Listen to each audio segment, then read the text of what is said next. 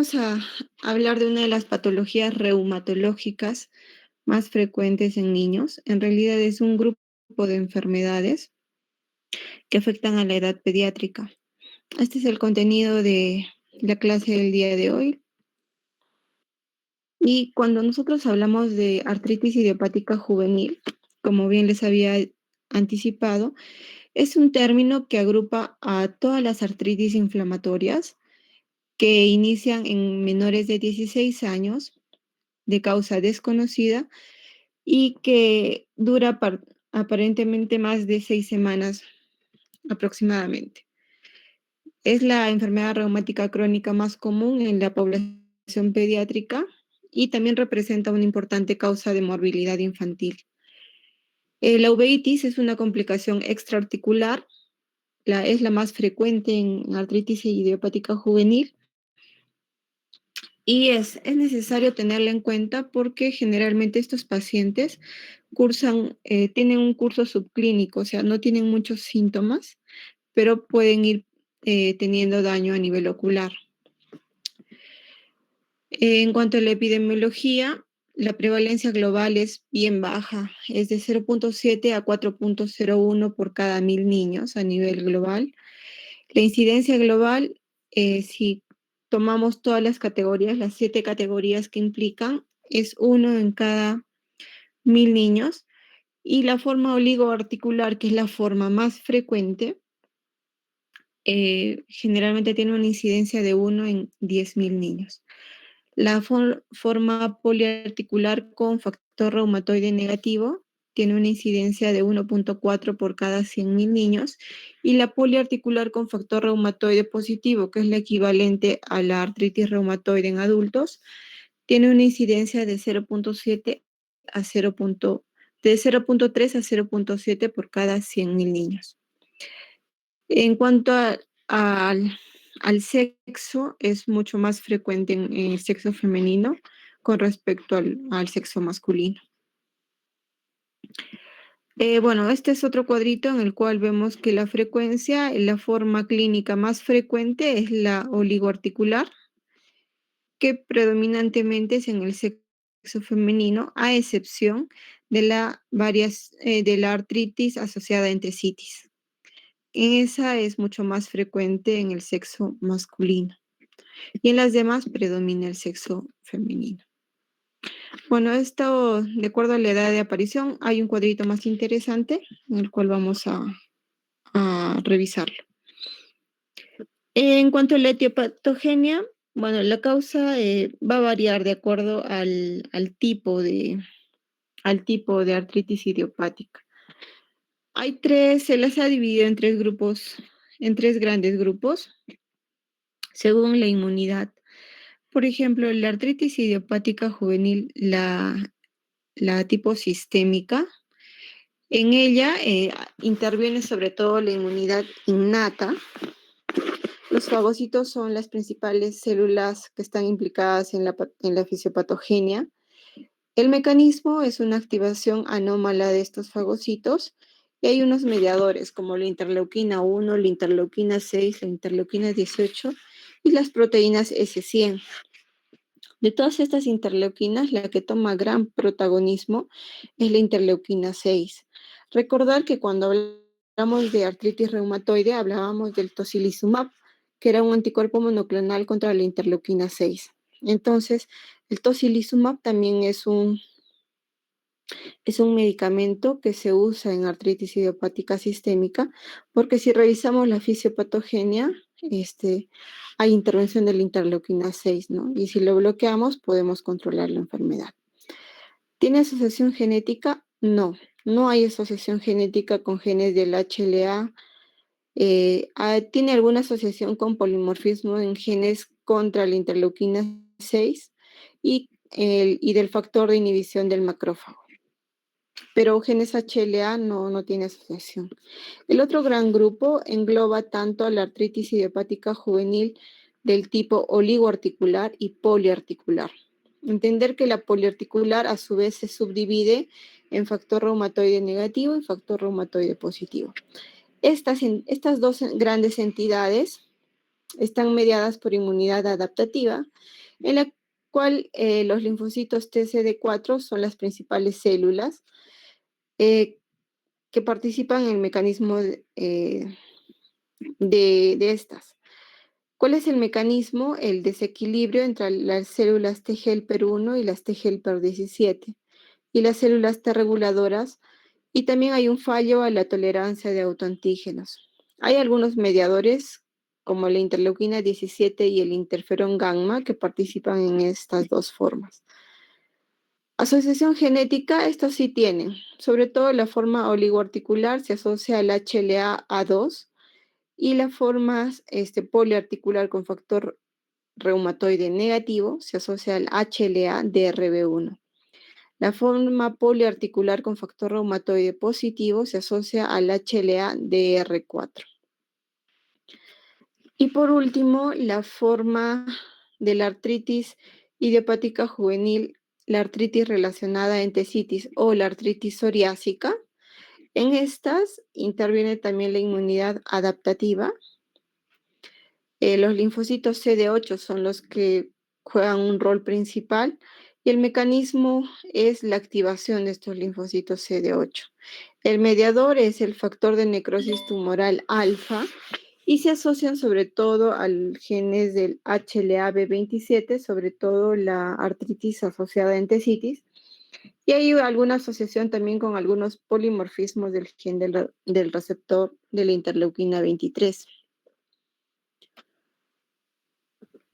Bueno, ya me había anticipado a la clasificación, les había dicho de que la artritis idiopática juvenil, que es un término que engloba a 7 grupos de patologías, se ha tratado de buscar a lo largo de los años clasificar a estas enfermedades. Sin embargo, inicialmente en el año 77, el ACR, la Asociación Americana de Reumatología, intentó clasificarla y la llamó artritis reumatoide juvenil. Pero con el tiempo nos dimos cuenta de que la artritis reumatoide juvenil no englobaba a todo este grupo de patologías, sino quizás solamente a una. Entonces fueron variando la clasificación hasta que en el año 97 la Liga Internacional de Asociaciones de Reumatología hizo esta clasificación y la dividió en 7 grandes grupos. La forma oligoarticular, la forma poliarticular, que a su vez se divide en factor reumatoide negativo y en factor reumatoide positivo. La cuarta es la artritis, la sistémica, la artritis idiopática juvenil sistémica. La otra es la artritis psoriásica y la otra es la artritis relacionada a entesitis. Y por último, la artritis indiferenciada, ¿no? Sin embargo, actualmente el ILAR, que es la Liga Internacional de Asociación de Reumatología, está intentando hacer una nueva clasificación porque incluso muchas de estos subtipos no engloban de forma homogénea a estos pacientes, ¿no? Entonces, probablemente para este año o para el año siguiente haya una nueva clasificación de artritis idiopática. Pero por lo pronto vamos a revisar la que tenemos. Estos 6 grandes grupos, antes de clasificarlos, hay que tener en cuenta que el tiempo mínimo de duración de los síntomas para empezar a clasificarlos, el mínimo es 6 semanas, ¿ya? Eso no ha variado casi a lo largo del tiempo. En algún momento intentaron establecer 3 meses, pero 6 semanas es el punto de corte. Ya sabemos las definiciones de la forma de oligoartritis, ¿no? De 2 a 4 articulaciones. Persistente y extendida son 2 términos que los vamos a explicar más adelante para que los entiendan bien con el cuadrito. La forma poliarticular, más de 5 articulaciones, y esta se divide a su vez en factor reumatoide positivo y factor reumatoide negativo. Quizás la forma poliarticular con factor reumatoide positivo pueda ser en la adultez el equivalente a artritis reumatoide en estos pacientes. Luego está la forma sistémica, la asociada psoriasis, que el equivalente podría ser la psoriasis, y la artritis relacionada a entesitis, que el equivalente podría ser cualquiera de las espondiloartropatías, ¿no? Y la indiferenciada, pues que es un grupo adicional. Entonces, si bien es cierto, tomamos que el paciente tenga los síntomas menos de 6 semanas, más de 6 semanas, para clasificarlos tenemos que clasificarlos a partir de los 6 meses, ¿ya? Y hay algunos criterios de exclusión, como por ejemplo, ¿no? El A es psoriasis en paciente o en familiar de primer grado con psoriasis. El B es artritis en un varón mayor de 6 años con HLA-B27 positivo. C es el antecedente familiar de primer grado de espondiloartropatía, ya sea artritis relacionada a entesitis, sacroileitis, asociada a enfermedad inflamatoria intestinal, síndrome de Reiter o uveitis anterior aguda. El cuarto criterio de exclusión es la presencia de un factor reumatoide en al menos 2 determinaciones separadas entre sí por 3 meses. Eso es importante, porque no al primer factor reumatoide que nos dé positivo, nosotros vamos a intentar clasificarlo. Si queremos clasificarlo como factor reumatoide positivo, entonces tendremos que tener 2 tomas que estén separadas por 3 meses y que en ambas tomas sean positivas, ¿ya? Y la última es la presencia de artritis idiopática juvenil sistémica en el paciente. Entonces, ¿qué pasa? La primera forma, que es la forma oligoarticular, obviamente va a cumplir todos los criterios de exclusión. O sea, no hay antecedente de familiar con psoriasis de primer grado, no es un varón de 6 años con HLA-B27 positivo, porque este generalmente se relaciona a las entesitis.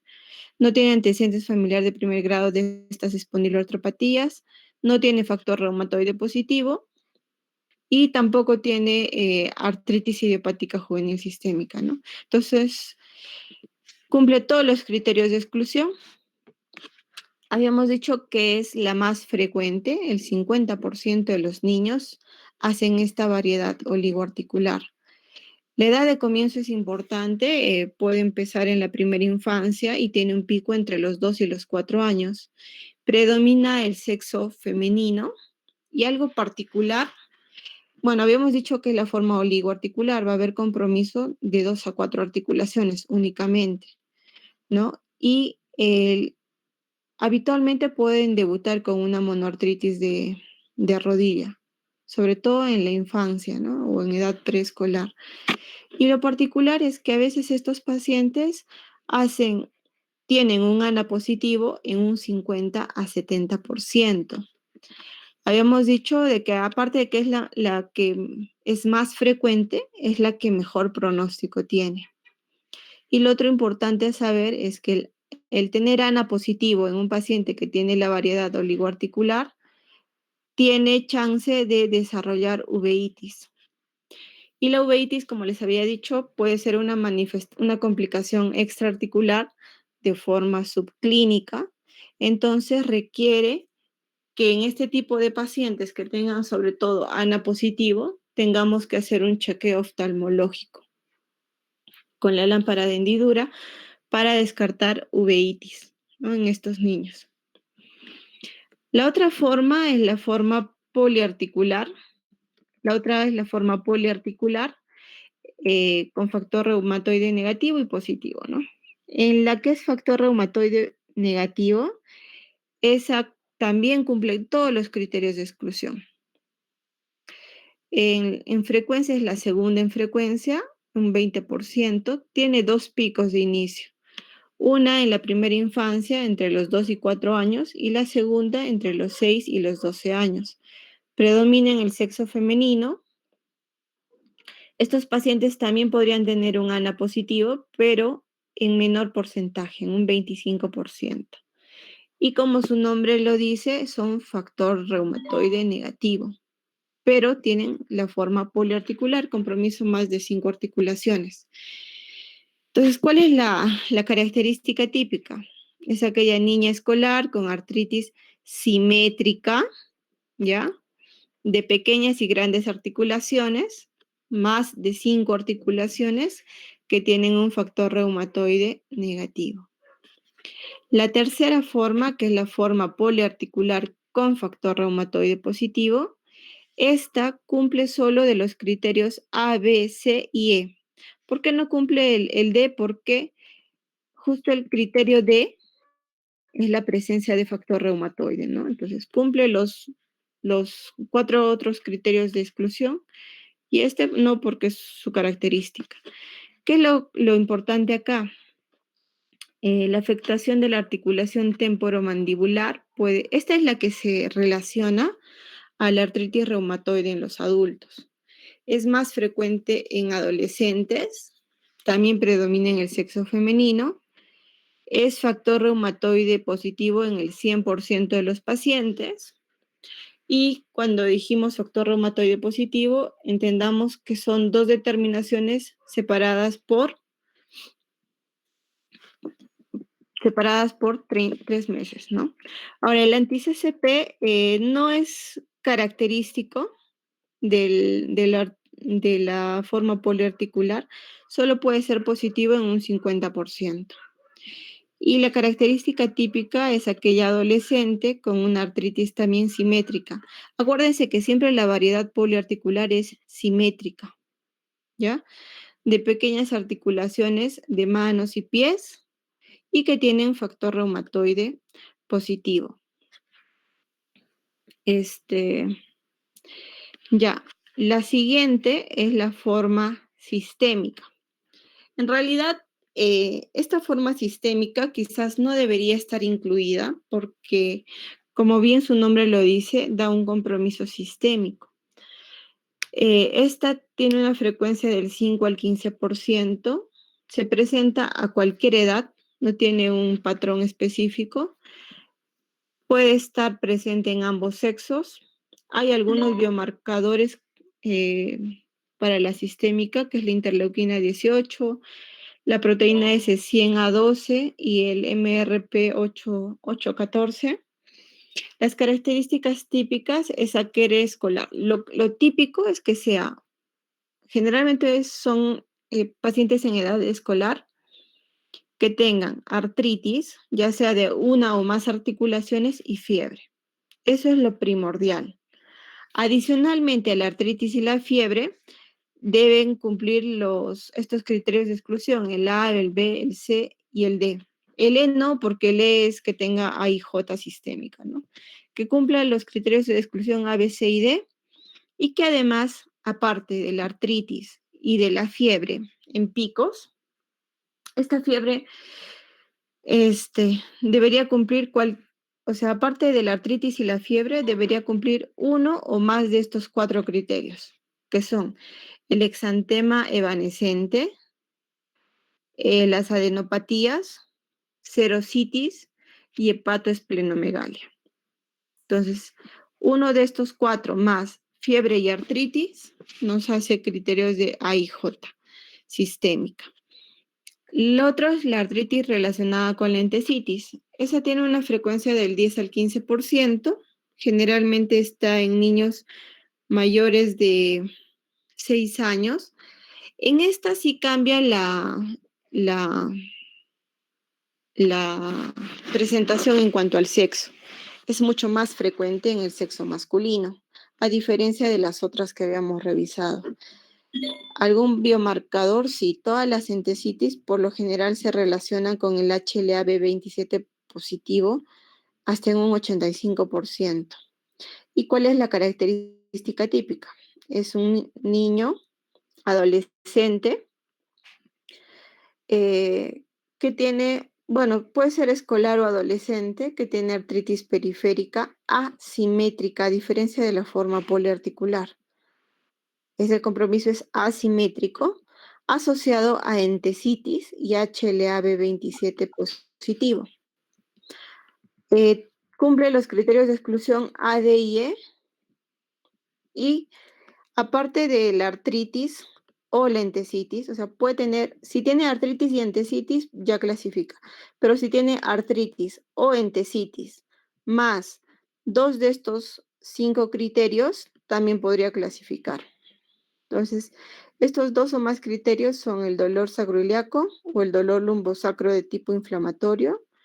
El otro es la presencia del HLA-B27 positivo, la aparición de síntomas en un varón mayor de 6 años, uveitis anterior aguda y por último que tenga un antecedente familiar de primer grado con espondilitis anquilosante, artritis relacionada a entesitis, sacroileitis, enfermedad inflamatoria intestinal, síndrome de Reiter o uveitis anterior aguda. En la otra forma, que es la artritis psoriásica, que es la mucho menos frecuente, un 2% nada más, esta también tiene dos picos de inicio, de 2 a 4 años en edad preescolar y de 9 a 11 años. Es mucho más frecuente en el sexo femenino. Esta también está relacionada al ANA positivo en un 30 a 50%. Y la característica típica es aquella niña en edad escolar con artritis asimétrica. Puede tener la presencia de dactilitis, psoriasis o antecedente de un padre con psoriasis. En este caso, si la niña tiene artritis y psoriasis, clasifica. Pero si tuviera solamente artritis, tendría que además de eso tener dos o más criterios de estos tres: dactilitis, afección ungueal, o sea, onicolisis o el pitting scars, que son las lesiones puntiformes, ¿no?, en las uñas, que ya les había mencionado, y un familiar de primer grado con psoriasis. Y cumple además criterios de exclusión B, C, D y E. La forma indiferenciada, como bien su nombre lo dice, es un 10% de todas estas y que no tiene un patrón específico, ¿no? No tiene una edad de comienzo, no tiene una predisposición por algún sexo, biomarcadores o algún esquema. Entonces, esos son los 7 subtipos. Vamos a ir revisando cada uno de ellos. Entonces, como bien les había dicho, la forma oligoarticular, 2 a 4 articulaciones durante los 6 primeros meses de enfermedad. Inicialmente, para que pensemos en AIJ, tenían que pasar 6 semanas, ¿no? Pero estos síntomas dicen que tienen que prevalecer desde las 6 semanas hasta los 6 meses. Y se llama persistente si hasta a partir de los 6 meses sigue manteniendo la forma oligoarticular, o sea, 2 a 4 articulaciones. Se llama extendida si más allá de los 6 meses hace compromiso de 5 a más articulaciones, ¿no? Como si fuera una forma poliarticular. Habíamos dicho que habitualmente estos son los que más se asocian al ANA positivo, y todos aquellos que tienen el ANA positivo tienen mayor riesgo de uveitis en un 20 a 30% aproximadamente. Es más frecuente en el sexo femenino con una relación de 3 a 1. La prevalencia es importante, es mucho más frecuente en aquellas poblaciones europeas, ¿no? En comparación con los nativos americanos, los asiáticos o aquellos, los del este de la India. Entonces, en este niñito vemos, ¿no?, que está en edad, es un infante que tiene compromiso, sobre todo de una de las rodillitas, ¿no? Y bueno, es en esta edad en la cual se presenta más la forma oligoarticular. En cambio, la forma poliarticular bueno, va a depender mucho, ¿no?, la edad de presentación. La que tiene la forma poliarticular con factor reumatoide positivo es más frecuente en adolescentes. Recalcarles en esta imagen de la derecha, es un adolescente que tiene micrognatia, o sea, tiene el mentón pequeño. Y generalmente el mentón pequeño se asocia a aquellos que tienen compromiso de la articulación temporomandibular. Y lo otro a recordar es de que el compromiso es más de 5 articulaciones durante los 6 primeros meses de la enfermedad. Y para ser factor reumatoide positivo, pues ha tenido 2 determinaciones positivas con al menos 3 meses de intervalo entre ambas. La artritis psoriásica es que es mucho más frecuente en niñas. Lo característico es la dactilitis. No se olviden de buscar los deditos de las manos o de los pies. La dactilitis que también la conocemos como dedo en salchicha. Aquí, por ejemplo, hay una dactilitis del segundo dedo del pie derecho. La otra forma, que es la artritis idiopática juvenil relacionada, de la artritis relacionada a entesitis, pues esta es mucho más frecuente en varones, casi la única, ¿no? Que es más frecuente en varones, en la cual está relacionada a entesitis, ¿no? Del tendón de Aquiles. Y la variedad sistémica, en la cual hay característico es que haya artritis, fiebre y este rash, ¿no? Ese exantema salmonado evanescente que vemos en las imágenes. También puede haber hepatoesplenomegalia, adenopatías, eh, entre otros. La complicación de la artritis idiopática sistémica, la más importante, la severa, la que nos va a llevar a mortalidad del niño, que tenemos que tratar de reconocerla de forma temprana, es el síndrome de activación macrofágica, la que se conoce como SAM. Esta es una linfohistiocytosis hemofagocítica secundaria. Eso se determina por biopsia, ¿no? El aspirado de médula ósea. Se caracteriza porque hay una activación y una proliferación descontrolada tanto de los linfocitos T como de los macrófagos. ¿Y esto qué nos va a dar? Nos va a dar a una producción intensa de citoquinas proinflamatorias, la cual nosotros la conocemos como una tormenta de citoquinas. Esta tormenta de citoquinas va a generar que haya fiebre alta persistente en todo paciente que tenga AIJ sistémica, con fiebre persistente, con linfadenopatías, con hepatoesplenomegalia, que tenga manifestaciones neurológicas, ya sean convulsiones, cefalea, irritabilidad, desorientación e incluso el coma, sospechen de esta patología y pidan algunos exámenes de laboratorio. ¿Qué nos ayuda para esto? Generalmente en el hemograma podemos encontrar citopenias de todo tipo: leucopenia, neutropenia, plaquetopenia, anemia. Las transaminasas se elevan más de 3 veces el valor normal.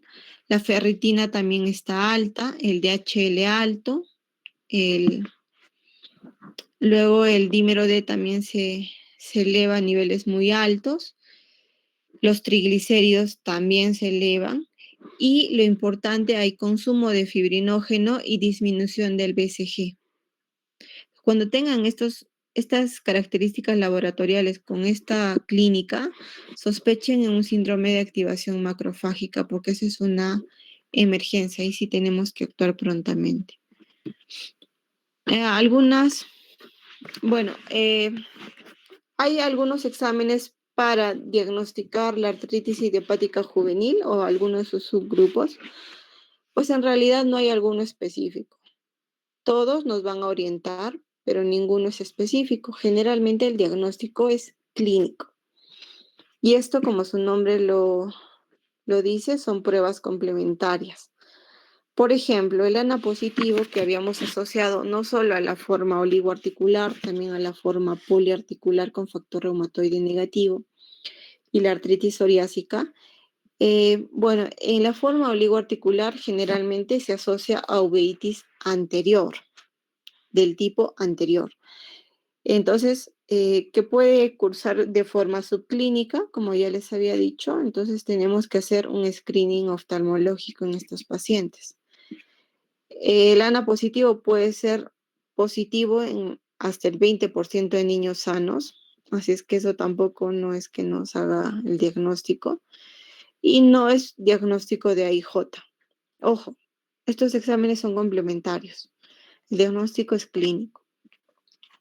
El factor reumatoide es necesario para clasificarlo, pero no es suficiente para el diagnóstico. Ahí manda la clínica. ¿En qué casos nos ayuda? En el caso de una poliartritis con factor reumatoide positivo y lo que ya saben, ¿no? Requiere una confirmación en 2 ocasiones separadas al menos de 3 meses. El anti-CCP, la verdad, los estudios de positividad de anti-CCP en niños es limitado.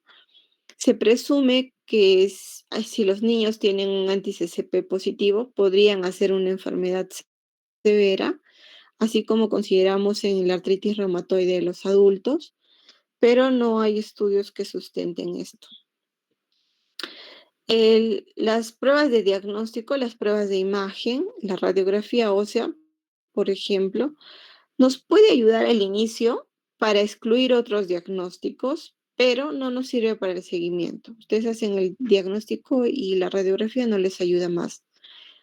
En la fase tardía, en la cual ya, al igual que en la R establecida, ya se pueden encontrar las características de estas patologías, pero no es lo ideal, ¿no? No es lo ideal hacer un diagnóstico tardío al niño. Y en esta fase, si tomamos una plaquita, lo que podemos encontrar es disminución del espacio articular, puede haber crecimiento óseo, osteopenia periarticular y algunas erosiones óseas similares a las de AR. La ecografía y la resonancia nos ayudan. Sí, nos pueden ayudar para detectar artritis, tienen alta sensibilidad y alta especificidad. Estas, a diferencia de la radiografía, sí son útiles en el seguimiento y nos puede ayudar a monitorear el daño articular. Entonces, la radiografía no es útil para el seguimiento, la ecografía sí, y la resonancia también. ¿Qué es lo que diferencia la ecografía de la resonancia? El costo, ¿no? Y el otro, que la ecografía es operador dependiente, así es que tiene que ser una persona muy entrenada para que nos pueda dar una buena aproximación diagnóstica. Bueno, una vez hecho el diagnóstico, es importante también considerar algunos diagnósticos diferenciales. Y para esto, por ejemplo, cuando hay un compromiso de una monoartritis, a la cabeza hay que descartar infecciones. Y de estas infecciones, ¿cuál es la más frecuente? La enfermedad de Lyme, ¿no? Que es más frecuente sobre todo en poblaciones europeas. Eh, Cambios mecánicos, sí, porque puede haber síndromes de hipermovilidad articular, la enfermedad de Lesch-Calvé-Perthes, que es la osteonecrosis de cadera, también nos podría dar cojera en el niño, ¿no? Y entonces este, nos podría hacer un diagnóstico equivocado. Luego la osteocondritis disecante, las fracturas, es importante descartarlas. La malignidad en los niños hay que pensar sobre todo si el niño hace artritis y fiebre, ¿no? Si hace la variedad sistémica. Hay que descartar leucemia y aquellos tumores de la membrana sinovial y tumores óseos en los niños. Si hace un compromiso poliarticular, las infecciones, a la cabeza virus, bacterias y hongos. Importante recalcar también que hay las artritis reactivas, ¿no?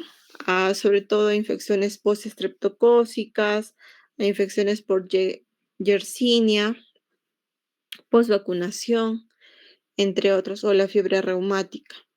La malignidad también está presente en la variedad poliarticular. Hay que descartar leucemia y neuroblastoma.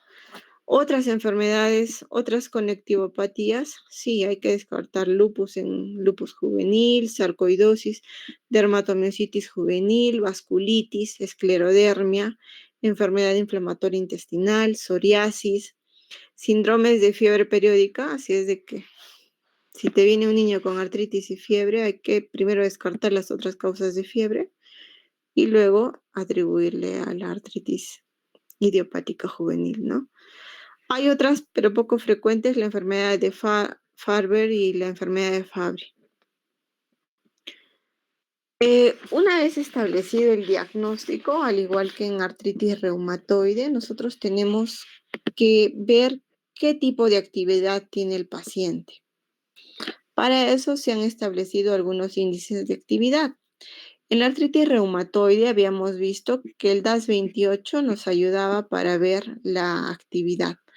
En el caso de los niños, el HADAS, que es un score de actividad de enfermedad de la artritis juvenil, idiopática juvenil, es el que mayor especificidad y sensibilidad ha tenido.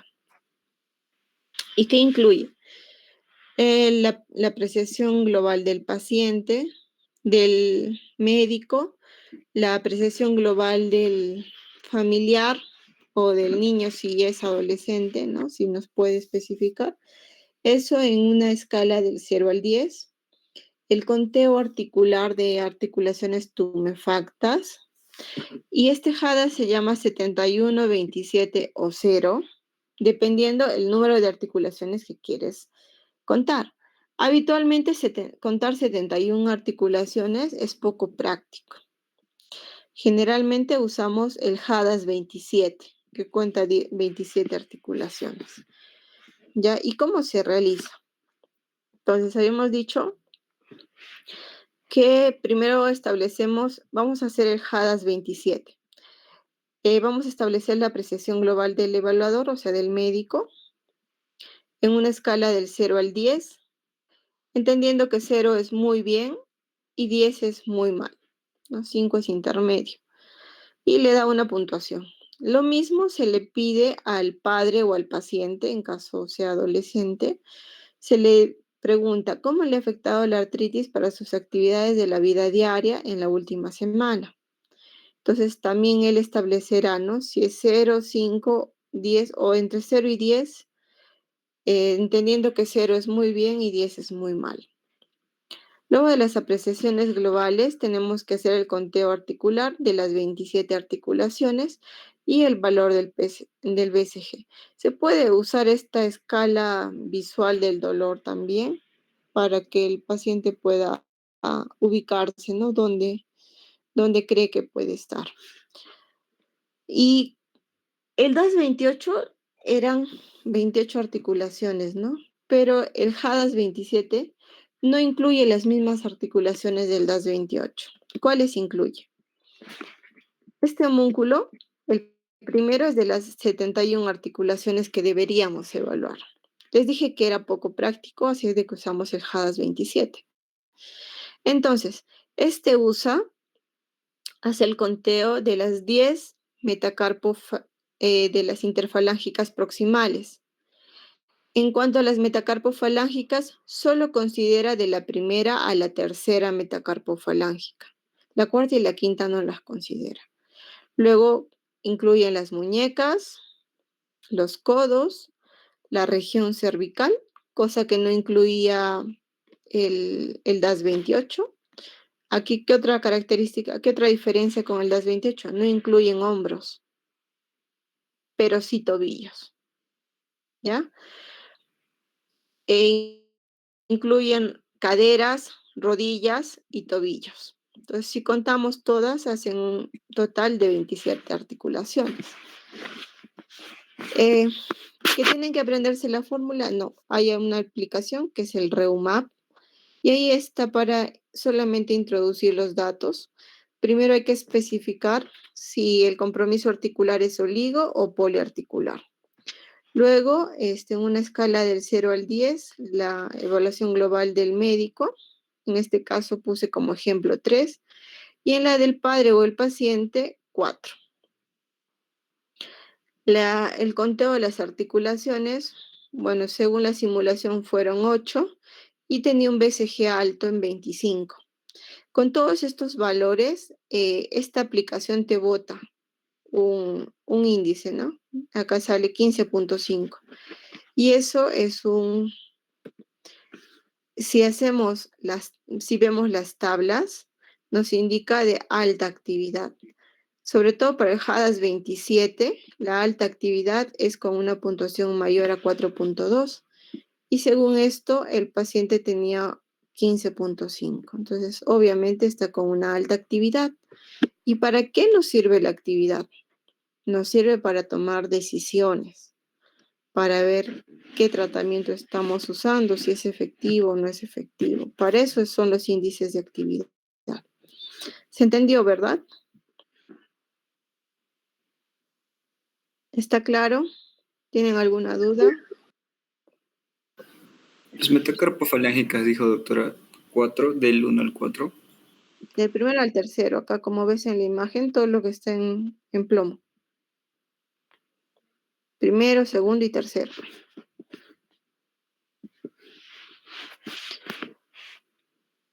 ¿Ya?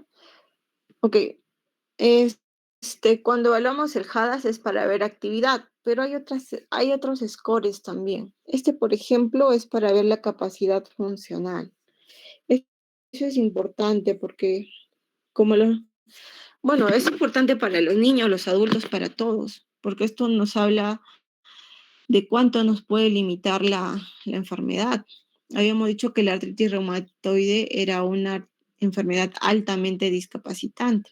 Entonces, la artritis idiopática juvenil también es una enfermedad discapacitante en los niños. Y para eso es importante hacer este cuestionario de evaluación. ¿Cómo se realiza? Bueno, son 7 ítems, ¿ya? Que los dividen en capacidades, ¿no? En vestirse y asearse, levantarse en la cama, comer, caminar, entre otros. ¿Y qué clasificaciones les ponen? ¿Qué puntuaciones les dan? 0, 1, 2 y 3. ¿Qué es 0 sin ninguna dificultad? 1 con poca dificultad, 2 con mucha dificultad y 3 incapaz de realizarlo. Entonces se le pregunta generalmente al cuidador o al padre que escoja la respuesta de las actividades de su niño durante la última semana, ¿no? Y si por la edad no realiza ciertas actividades, que pongan no aplicable, ¿no? Entonces, por ejemplo, en el primer ítem, que es vestirse y asearse, imaginemos, imaginemos que puede lavarse el pelo, ¿no? Puede quitarse los calcetines con poca dificultad mm, y puede cortarse las uñas con poca dificultad, pero al vestirse y amarrar agujetas y abrochar botones, lo hace con mucha dificultad. ¿Qué puntuación elijo? Generalmente se elige la que mayor puntuación ha tenido. En este caso elegiríamos 2. Entonces, para vestirse y asearse ponemos una puntuación de 2. Lo mismo hacemos para levantarse, para comer, para caminar. Lo otro es acerca de la higiene personal, destreza y prevención. Como se han dado cuenta, son 7 grupos y los promedios, o sea, acá es 3, digamos, ¿no? Acá era 2. 2, 1, 2, sumamos y al final se hace una suma aritmética, un promedio aritmético. Se suman las puntuaciones de cada categoría y se divide entre 7.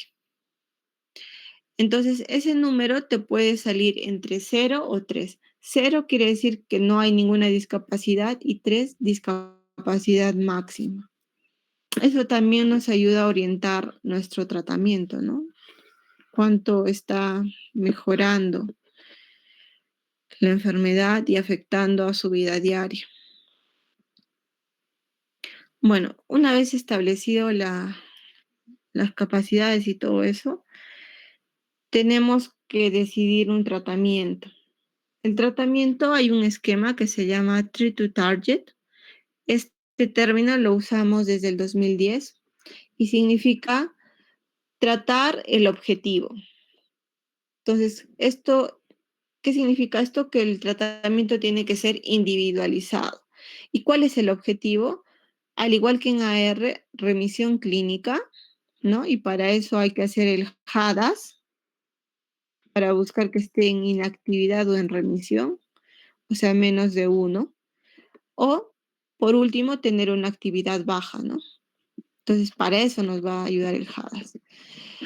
Y también el otro objetivo es prevenir los daños a largo plazo y la edad. Ya saben con qué se mide discapacidad, ¿no? Con el CHAC, con el cuestionario de salud en la infancia, o el cuestionario de discapacidad. Ahora, al igual que en AR, los controles regulares se han planteado un monitoreo del progreso de la enfermedad. Si tiene actividad moderada severa, entonces tus controles serán mensuales, y si tiene ya remisión o baja actividad, los podrás hacer entre 3 a 6 meses, ¿no? Dependiendo. Ahora, a lo largo de los años también ha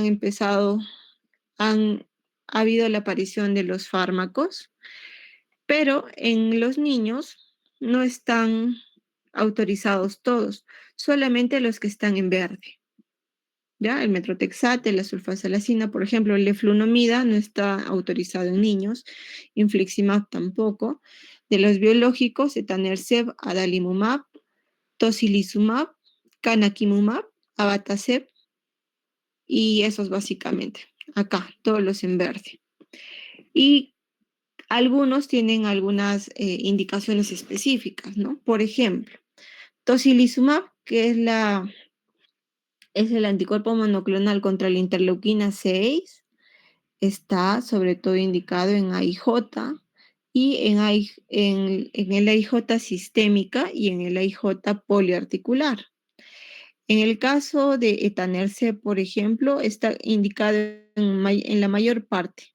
Está en la psoriásica, en la poliarticular, en la artritis relacionada a entesitis, y también en el metrotexate está autorizado, por ejemplo, en la forma poliarticular, y la sulfasalazina está en la entesitis asociada a artritis, con compromiso periférico, que no, que no, que no compromete el esqueleto axial. Porque si está comprometido el esqueleto axial, ahí tengo que usar etanercept, ¿ya? Si hay compromiso de la artritis relacionada a entesitis, con compromiso periférico, o sea, rodillas, manos, codos, solo articulaciones periféricas, puedo usar sulfasalazina. Pero si tengo compromiso axial, tengo que usar etanercept, ¿ya? Ok, una vez revisado eso, hay un plan también, hay una optimización del manejo de la IJ. Entonces, hay 4 puntos claves, ¿no? El primero es hacer un plan.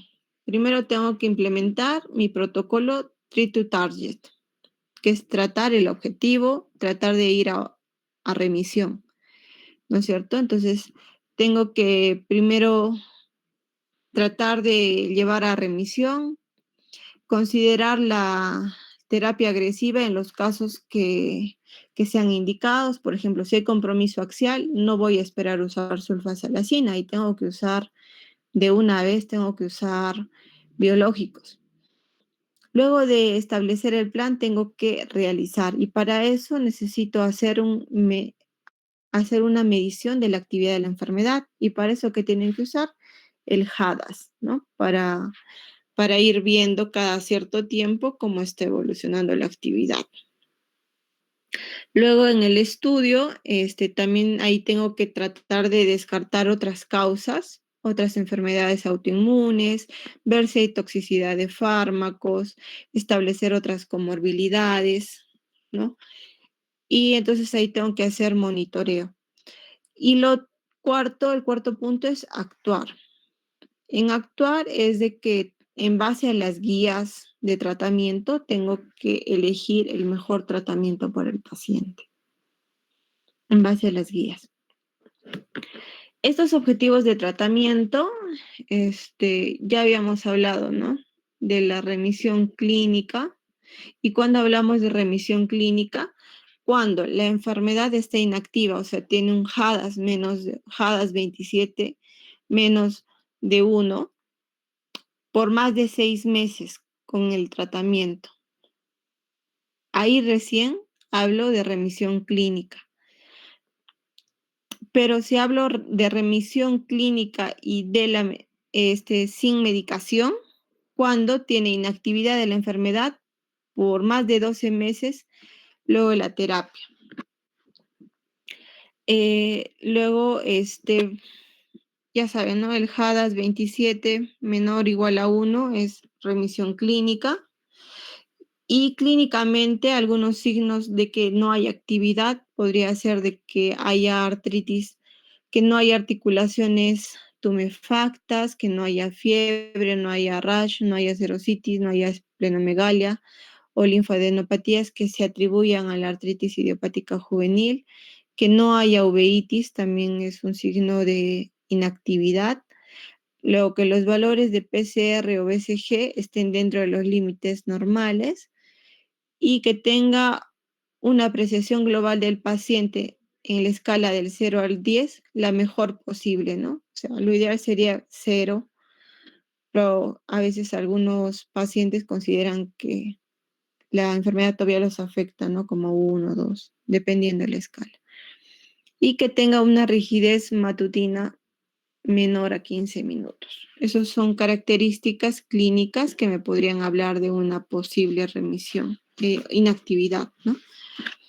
Ahora, enfermedad mínimamente activa para la oligoartritis y para la poliartritis es diferente, según el cuadrito que les había mostrado aquí. Para la oligoartritis es diferente los valores para inactividad, actividad leve, a diferencia de las poliartritis. Los valores varían. Entonces, esos valores los traducen acá, ¿no? En actividad baja para oligoarticular es un HADAS de 2 y en la poliarticular un HADAS menor a 3.8. Bueno, podría estar, hay algunos criterios de actividad que podrían ser aceptables, con un HADAS de 3 y hasta un HADAS menor de 4.3 para la forma poliarticular. Y lo ideal para tener una baja actividad de la enfermedad es que haya una o ninguna actividad tumefacta, que el PCR y el BCG estén dentro de los límites normales, que la apreciación global del paciente tenga un score menor a 3 en la escala del 0 al 10, y que no, esa es la apreciación global del médico. Y lo otro, que la apreciación global del paciente o del padre sea menos de 2 en la escala del 0 al 10. Esos son los objetivos a los cuales deberíamos llegar, pero muy pocas veces se llega a remisión. Generalmente, tener una baja actividad tendría que ser el objetivo mínimo, ¿no? Que debemos de buscar. Hay una escala terapéutica para el tratamiento en el caso de los niños. Por ejemplo, la primera escala es que si tenemos sospecha de un niño con AIJ, habíamos dicho que por lo menos tenía que ser a partir de las 6 semanas, ¿no? Y para clasificarlo teníamos que esperar 6 meses. Pero esos 6 meses, de entre las 6 semanas y los 6 meses, no vamos a esperar que el niño esté con dolor. Entonces, el primer escalón es el uso de AINES. Si no hay respuesta con los AINES, usamos corticoides. Si no hay respuesta con corticoides, recién empezamos a usar los fármacos modificadores de la enfermedad o los DMARDs. Y el cuarto escalón y último es el biológico, ya la terapia biológica. Entonces empecemos con los AINES. Dentro de los AINES, los que mejor respuestas han dado en los niños está el ibuprofeno, el naproxeno y la indometacina. Generalmente ya les había dicho, ¿no? Ese tratamiento es sintomático hasta la confirmación diagnóstica o hasta que disminuya el brote o la actividad de la enfermedad, ¿no? ¿Qué efectos secundarios nos pueden dar los AINES? No solamente gastrointestinales, también nos pueden dar compromiso renal, ¿no es cierto? Cardiovascular. Y las dosis sugeridas son estas que ven acá. Ibuprofeno 40 miligramos por kilo día cada 6-8 horas. El naproxeno entre 10 a 20 miligramos por kilo día cada 12 horas. y la indometacina entre 1 o 4 miligramos por kilo día, distribuidas en cada 6 o 8 horas. En la segunda escala, si no había respuesta con AINES, eran los corticoides. Para los corticoides, hay dos tipos de uso, ¿no? Usar la prednisona o la metilprednisolona intravenosa. Generalmente la prednisona podemos usarlo de 1 a 2 miligramos por kilo día. Esto es bastante, chicos. Es mucho. Generalmente usamos corticoides cuando tenemos la forma sistémica, ¿ya? En la forma oligopoliarticular procuren no usarlo. Y cuando se usa en la forma sistémica siempre se usa a dosis altas. 1 a 2 miligramos por kilo día es bastante. Y si hay una urgencia de algún compromiso de algún órgano blanco, no vamos a esperar usar prednisona oral. Vamos a usar su equivalente como pulsos de metilprednisolona. Y esos van de 10 a 20 miligramos por kilo dosis, ¿ya? O por kilo día. Como estamos usando corticoides a dosis altas, es importante ver los efectos secundarios. Desde infecciones, predisposición a infecciones, puede producir glaucoma, cataratas, síntomas cardiovasculares, hipertensión, psicosis por corticoides, debilidad muscular por corticoides también se ha reportado, osteoporosis obviamente. En la piel, las estrías y el acné secundario a corticoides a dosis altas también. Y manifestaciones endocrinas, la obesidad, el Cushing farmacológico, importante en los niños el retraso en el crecimiento. Así es que los corticoides los tenemos que reservar para las formas graves, para la forma sistémica, únicamente cuando haya riesgo de algún órgano importante, ¿no? Porque podemos ocasionar todos estos efectos secundarios en el niño. Luego, ¿de qué otra forma podemos usar los corticoides? De forma intraarticular. Por ejemplo, viene un niñito con una monoartritis de rodilla, ya le he dado AINES, no mejora, ya he hecho una artrocentesis y no mejora, ahí yo podría hacer una infiltración, ¿no? Con triamcinolona para disminuir y para que el niño no esté con dolor. Y generalmente este tratamiento se considera como un tratamiento puente, ¿no? Hasta que los DARMES o los fármacos modificadores de enfermedad hagan efecto, como ya lo habíamos hablado en AR. Ahora, si tengo que elegir un fármaco modificador de la enfermedad, habíamos dicho que puedo usar metrotexate o sulfasalacina. Sulfasalacina puedo usarlo en el caso de los niños con con artritis relacionada a entesitis de la forma artritis relacionada a entesitis con compromiso periférico, ¿ya? Y también el metrotexate también puede usarlo en las formas poliarticulares con factor reumatoide positivo. Generalmente el metrotexate, al igual que en AR, es el fármaco de elección como primer inductor de remisión. Las dosis van de 10 a 15 miligramos por metro cuadrado, ya sea vía oral o vía subcutánea. Los fármacos anti-TNF, recordar que solo el etanercept, el adalimumab y el golimumab están indicados en AIJ. El infliximab y el certolizumab no están indicados en AIJ. Bueno, las dosis están ahí, hay descritas. Importante recordar que estos anti-TNF, o sea, toda terapia biológica tiene riesgos de infecciones, ¿no? Reacciones a la infusión. Entonces hay que tenerlos con mucho cuidado. En algunos países también usan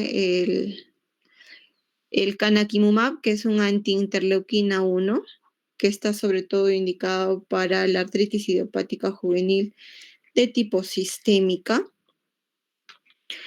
La dosis va de 4 miligramos por kilo cada 4 semanas vía subcutánea. Y también puede haber riesgo de infecciones, aumenta el riesgo de infecciones, alteraciones hematológicas y reacciones por la infusión, ¿no? Generalmente el canakinumab no es de primer inicio, ¿no? Era el cuarto escalón. Toda la terapia biológica habíamos dicho que era el cuarto escalón, pero esta además se indica cuando haya una mala respuesta a los AINES y a los corticoides sistémicos, ¿no? Ahora, el otro que les hablé, que era el tocilizumab, que es el anticuerpo contra la interleuquina 6, se da en dosis de 8 miligramos por kilo cada 2 a 4 semanas de forma endovenosa. Se puede usar para la forma sistémica y la forma poliarticular. Igual en ambos, con más de 2 años, con respuesta inadecuada a AINES y con corticoides sistémicos, ¿no? En el caso de la IJ sistémica. Y en el caso de la IJ poliarticular, en más de 2 años con respuesta inadecuada o con intolerancia a metrotexato. Luego, el rituximab no está autorizado en AIJ. El abatacept, que es un antilinfocito T, ese sí está indicado sobre todo en la forma AIJ poliarticular, con más de 6 años con respuesta inadecuada anti-TNF, o sea, es como que fuera el quinto escalón, ¿no? Y importante en todos estos darnos cuenta que hay que tener en cuenta el riesgo incrementado de infecciones. Cada terapia biológica tiene una indicación, una contraindicación específica. Sobre todo en estos pacientes, antes de administrarlos, tenemos que ver, uno, descarte de hepatitis B, hepatitis C, VIH, tuberculosis, sobre todo son las infecciones que tenemos que usarlas, ¿no? Ya. Y bueno, eso sería todo con respecto a artritis idiopática juvenil. ¿Tienen alguna duda al respecto?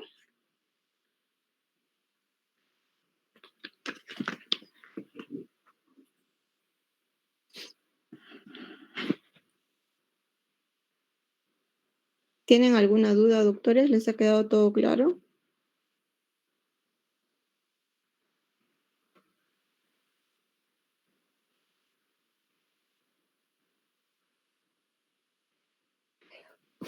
¿Está todo claro? ¿Están todos presentes? ¿No han escuchado la clase? Sí, Por sí, doctor, favor. está Sí, claro. doctor, está claro.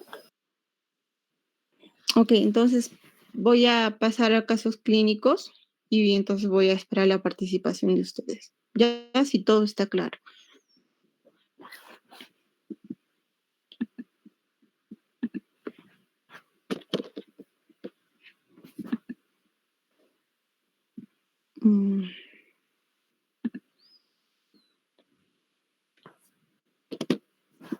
¿Cuántos alumnos son en total? 48, doctora. Ya. Bueno, ahorita estamos 43, ¿verdad? Mariluz, un favor, ¿puedes volver a pasar lista? Está bien, doctora.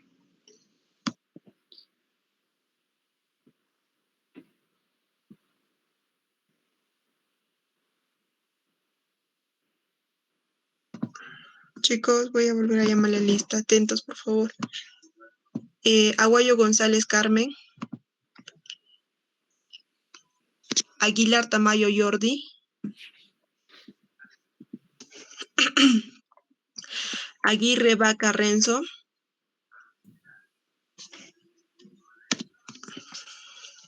Alférez Vela Lucas. Alférez Vela presente. Año Cusigualpa Zuleika. Presente. Barrientos Quispe Julio. Barrientos. Beltrán Salazar Luisa. Presente. Ok. Bolívar Silva Diego. Presente, Mari. Ok. Cala Cáceres. Presente, Mari. Carvajal Taco. Presente, Mari. Ok, Pau. Coapro. Presente, Mari. Última. Ceballos Condori Lilia. Mari, tenía problemas con mi audio, no se quería abrir. Aguayo. Sí, Mari, es que tenía problemas con mi esto y tuve que salir y volver a entrar porque no se quería conectarlo al Ya. Laura. Estamos. Yo también, Mari, por favor, Ceballos Barrientos. presente, por favor. Aguirre, por favor, Mari. Gracias. Mari, por favor, continúa y los que no han respondido al final. Ya. Sí, Chacón Ceballos. Ordóñez. Chicos, al final, por favor. Chacón Ordóñez Max. Presente, Mari. Chaico Graneros Milagros. Presente, Mari. Ok. Choque Sánchez. Condori Saavedra. Presente, Mari. Covarrubias Villafuerte. Presente, Mari. Díaz Flores. Presente, compañera. Farfán Mamani Yandira. Presente, Mari. Ok. Farfán Mamani Dante. Presente. Franco Puyo Leila.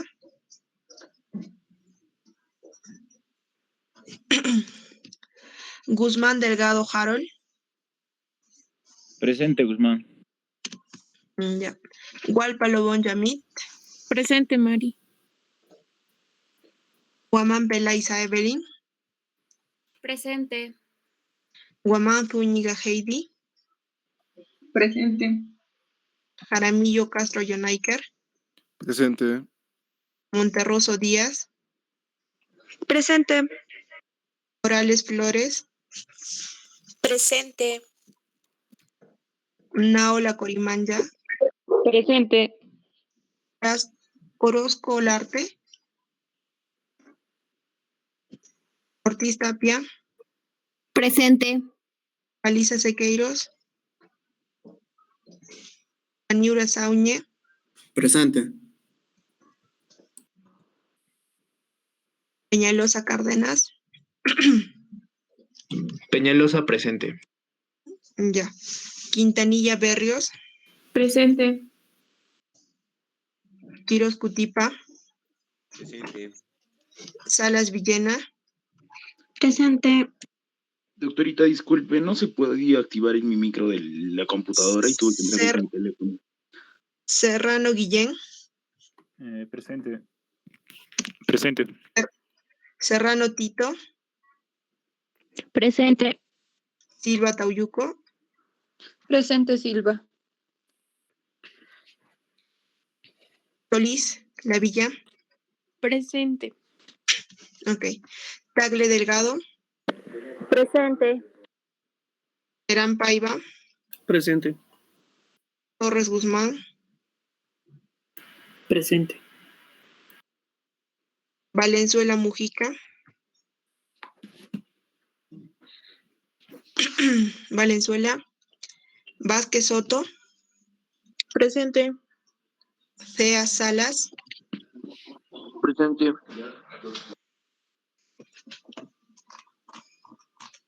Doctora, disculpe, tengo un problema con la configuración de mi computadora. Que no puedo activar el micro, por favor, y tuve que entrar desde mi teléfono para decir presente. Bueno, Mariluz, envíame por favor la lista, la última lista. Mari Aguirre, Disculpa, presente. Por Mariluz. favor. Ceballos te contesté y interrumpieron los Eso, Mariluz, por favor.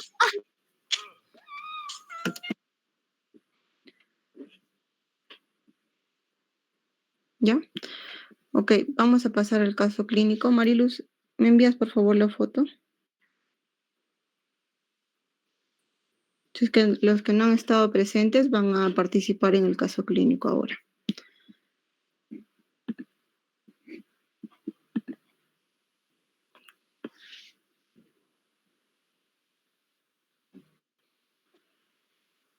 A ver, Mariluz, te espero con la lista, por favor, para seguir con el caso clínico.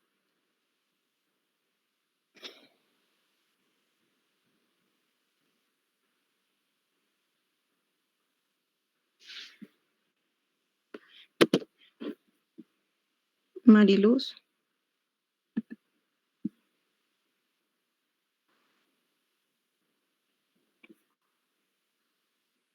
Mariluz. Ya le estoy enviando. Fotografía, por favor.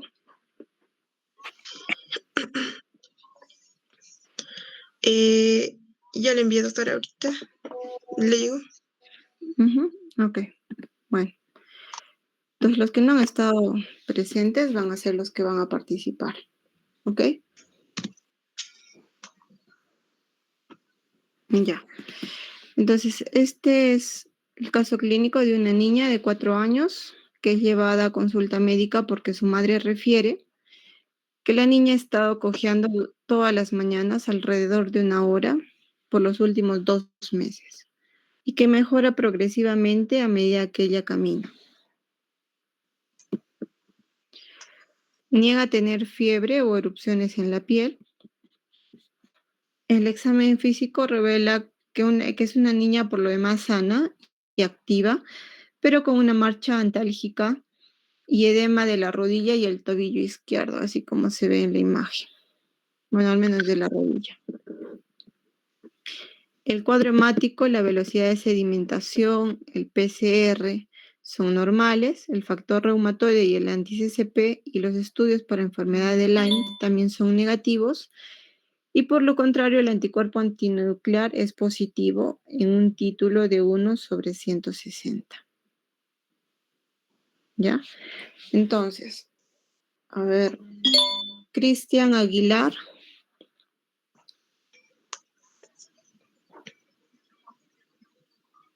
Cristian Aguilar está presente. No está presente, ¿verdad? Parece Diana que no, Choque. doctora. Diana Choque. Tampoco está presente, ¿no? Doctora, disculpe. Yulisa Franco.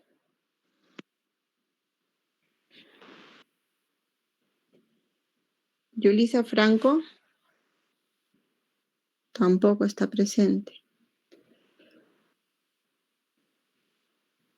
Hans Paliza.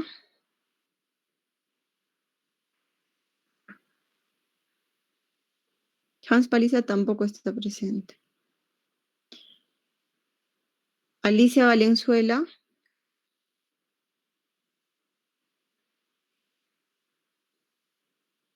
Tampoco está presente, ¿no es cierto? Entonces, doctores, concluimos que Doctora, ustedes disculpe. participan al inicio de la clase y durante la clase no están presentes. Entonces voy a hacer válida la Doctora, Leila última. escribió que está presente, que su audio está mal logrado. Bueno, ahora sucede que de todos el audio está mal logrado, doctores. No es así. Doctora, disculpe. Doctora. Sí. Con respecto al caso clínico que nos está mencionando, doctora, por lo que era, me refiere, ¿no?, al caso clínico que tiene la articulación de la rodilla y del tobillo afectadas, por el hecho que es mujer, la edad de frecuencia también es, creo que tiene 4 años, también se ve que las articulaciones afectadas son asimétricas, y su ANA Claro, también, que nos dice que el análisis lo vamos a hacer con cada uno de sus compañeros y va a ser al azar. es ¿Ya? una oligoarticular, doctora. Vamos a hacer al azar la participación. Ya, doctor. A ver, Juliana Carvajal. Presente, doctora. ¿Qué le parece acerca del caso clínico? Doctora, podemos ir sospechando de una artritis reumatoide porque refiere 2 meses, por ende es más de 6 semanas, pero todavía no podemos clasificarla, doctora. En niños hablamos de artritis reumatoide. No, perdón, artritis reumatoide juvenil, doctora.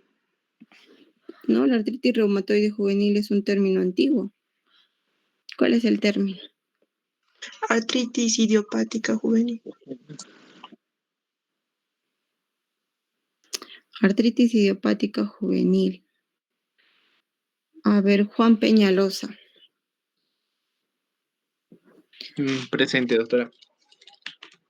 ¿Qué le llama la atención acerca del caso clínico? En el primer párrafo, ¿qué es lo que le llama la atención? Que está cojeando las mañanas la paciente de 4 años. Ya, ¿y eso qué le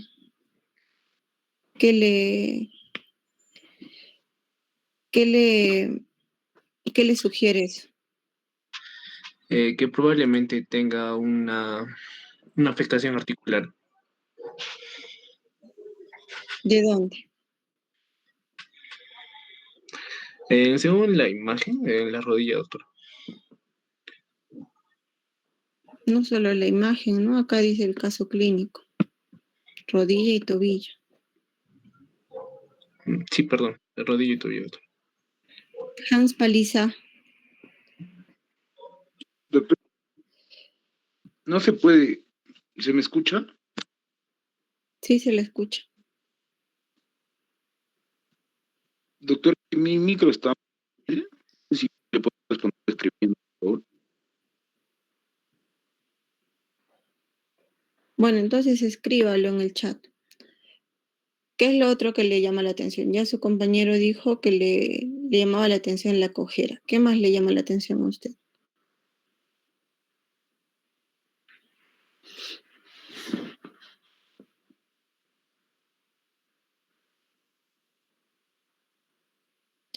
Mientras Hans nos va escribiendo, Orlando Guzmán.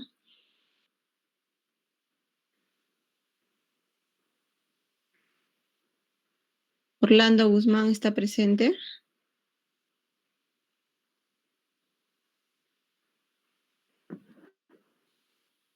¿Orlando está presente o no? No, ¿no es cierto? Ya, chicos, yo voy a poner faltas nada más. Porque no es justo que ustedes entren para tomar la asistencia y luego no participen de la clase.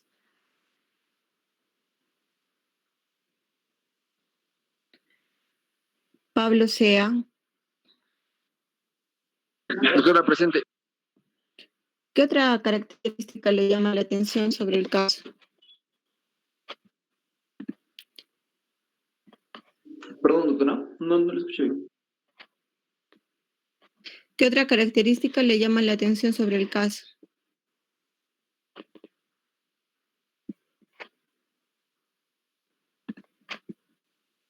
Doctora, que el paciente no tiene fiebre, o sea, si el hecho de que no tenga fiebre va a ser un patrón, nos orienta más a un patrón, infeccioso, doctora.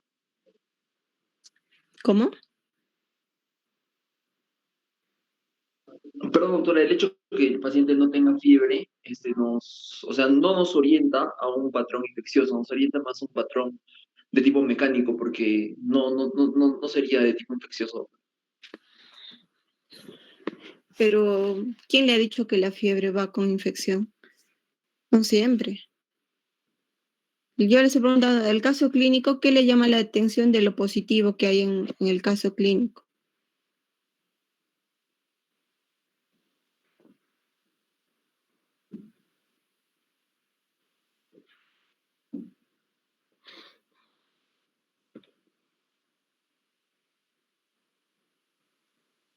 La marcha, doctora, el tipo de marcha.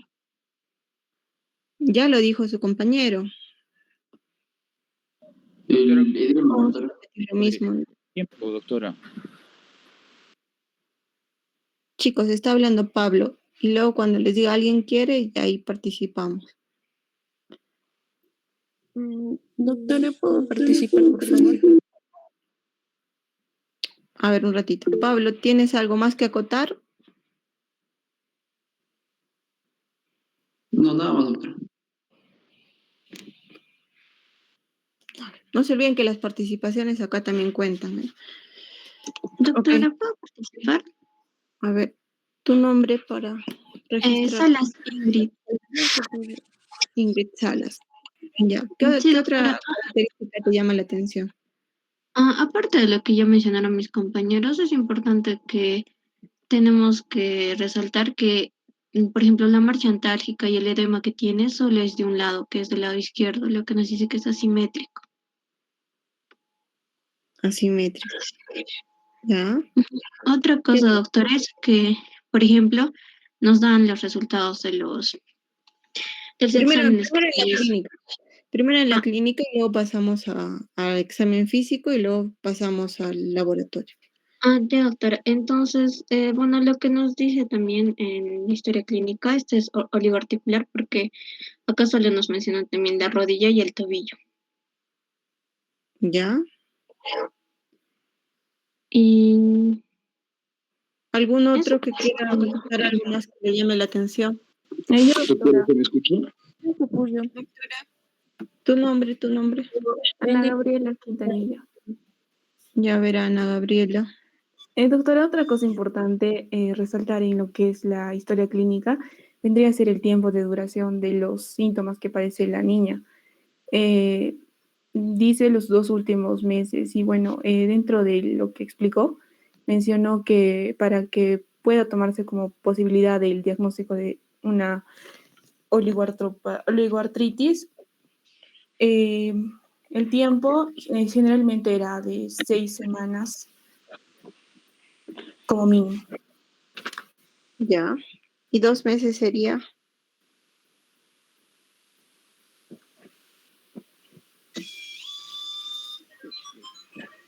Doctora. mes y medio. Ya, entonces, bueno, participa dentro del criterio, ¿no? ¿Qué otra característica más les llama la atención de la clínica? Doctora, disculpe, ¿puedo participar? Sí. Danos tu Carla nombre. Cáceres. Carla Cáceres, Ya. doctora. Doctora, disculpe, primero sería, aparte de lo que mencionaron mis compañeros, que es una niña de 4 años, ¿no? Y como mencionó que mayormente la incidencia era, o sea, se presentaba más en niños menores de 16 años. Eso ya es uno. Otro vendría a ser que la rigidez articular que presenta la niña mejora cuando hace actividad.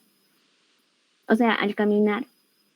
Eso me gustaría añadir. ¿Eso qué tipo de dolores? ¿Doctora? Si mejora con la actividad. Es inflamatorio, doctora. Ya. Entonces, en conclusión, con todas las características que han dado, y si tendrían que presentar a la niña, ¿cómo la presenta?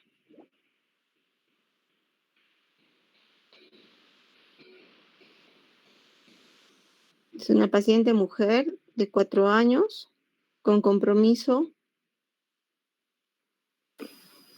oligoarticular de tipo inflamatorio, ¿no? Que tiene una duración mayor de 6 semanas, ¿no es cierto? Ahí ya podrían ir orientando. Si tuviera menos de 6 semanas, habrían otras causas que buscar, ¿no es cierto? Ahora, en cuanto al examen físico, algo importante, solo la oligoartritis, ¿no es cierto? Y en el compromiso laboratorial, ¿qué les llama la atención? ¿Qué es negativo, doctora? Ana, positivo, pero. ¿Son negativos? Ya, a ver, en orden. Doctora Franco, ¿Los de la fase aguda son negativos? Y eso que sean negativos, ¿qué te significa?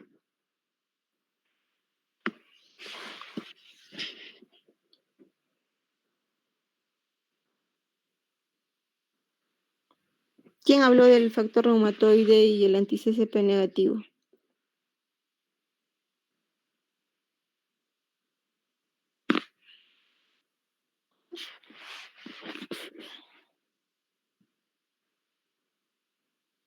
¿Qué le significa que el factor reumatoide y el anti-CCP sean negativos?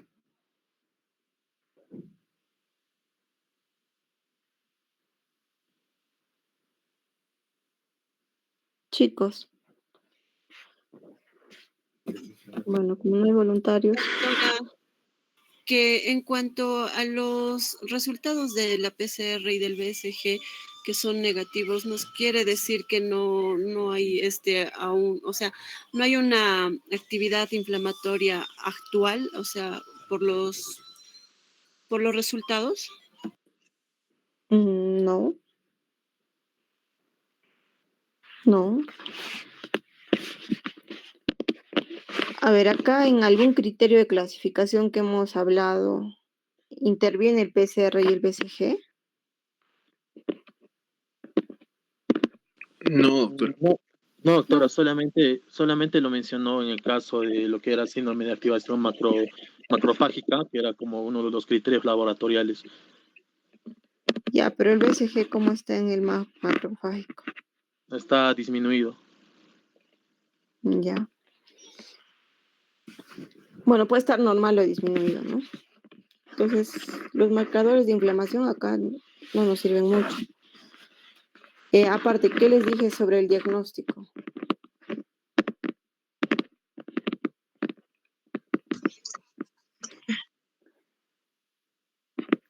El diagnóstico es clínico.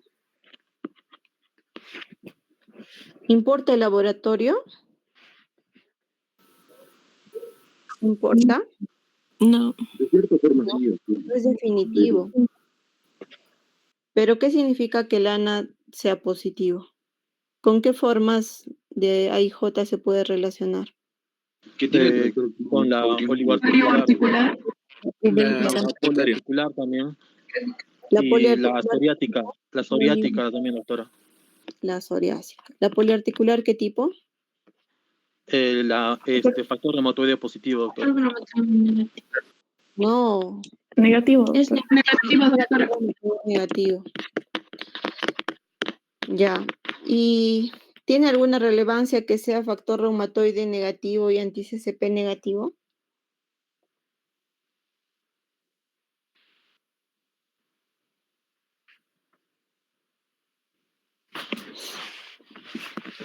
¿Tiene alguna relevancia?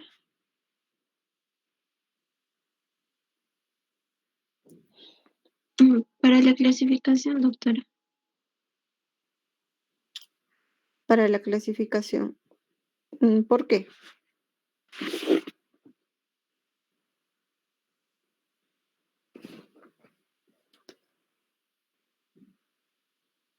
Pónganse a pensar. ¿Por qué te serviría para la clasificación? Piensas que te puede ayudar, pero ¿por qué?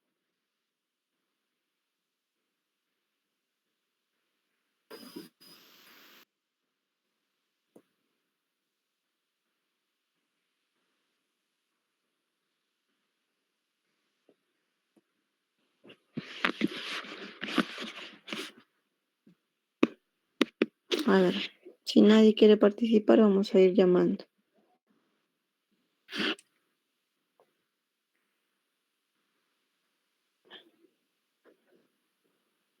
A ver, Hans Paliza. Sí, doctora. ¿Por qué tendría importancia que sea factor reumatoide o anti-CCP negativo? ¿O por qué no tendría importancia? Como señaló mi compañera, puede ser para la clasificación, pero Para la clasificación, ¿por qué? ¿Dónde te podría ayudar?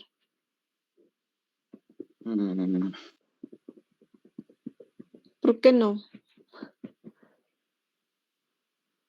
Yo les voy a preguntar siempre el por qué, porque tienen que estar seguros de lo que dicen.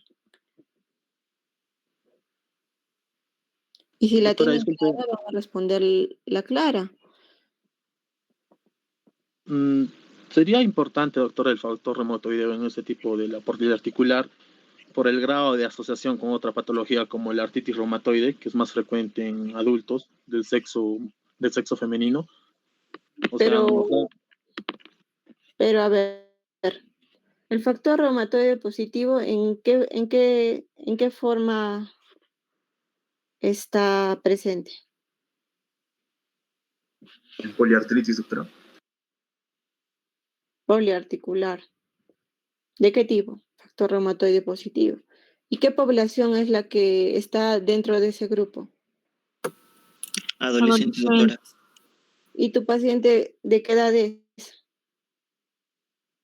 De 4 años. 4 años, ¿qué? 4 años. ¿Pero a qué grupo pertenece? Infante. Preescolar. Entonces, te serviría no mucho, ¿no? Ahora, esta niña tiene 2 meses de enfermedad. ¿Hasta qué tiempo tengo que esperar para recién ver si clasifica en cuál de los 7 grupos? 6 meses, doctora. 6 meses, doctora. 6 meses. Y mientras tanto, ¿qué tienen que hacer? ¿Podemos tratarla sintomatológicamente?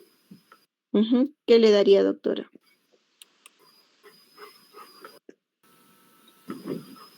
Aines mencionó. Aines. ¿Qué Aines usaría? Aines, doctora. ¿Qué Aines usaría? Ibuprofeno, el Naproxeno. indometacina. Naproxeno, ibuprofeno, indometacina. Ya, ok. Entonces, ya tenemos esta niña que está con un compromiso con una oligoartritis, ¿no es cierto? De 4 años. Si bien es cierto, una de las posibilidades es AIJ, ¿cuál es el diagnóstico diferencial para este cuadro?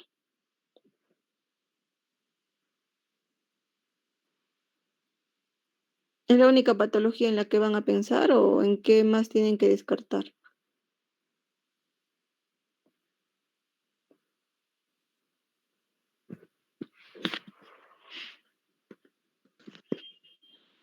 Doctora, mencionó enfermedades infecciosas como la enfermedad de Lyme. Ya, ¿y por qué no pensaría en una infección bacteriana? Porque esa va más con lo que son las infecciones virales, bacterianas y fúngicas y va más con lo que eran las poliarticulares o las poliartritis. Ya, está bien. ¿Qué más? Ya, está Doctora, bien. mencionó que se debe de diferenciar de la monoartritis.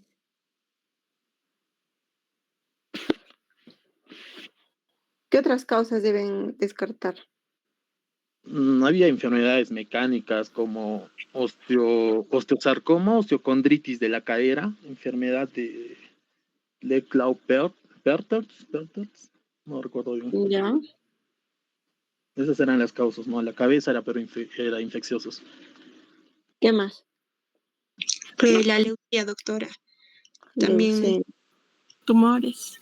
Doctor, Tumores. doctora, la psoriasis, la psoriática. La espondilitis. Lupus, doctor. Enfermedades del tejido conectivo. ¿Ya? Entonces, que tengan que hacer también otras causas. No se olviden de este cuadrito. Malignidad, leucemia, tumores óseos o de la membrana sinovial. Les Calvé-Perthes, que es la osteonecrosis de la cadera. La hipermovilidad articular también. Fracturas, enfermedad de Lyme, sobre todo en las mono y oligo, ¿no? Y en las poliarticulares es un poco más grande, ¿no? Lupus también habría que descartarlo, ¿no? Por el ANA positivo. Ya.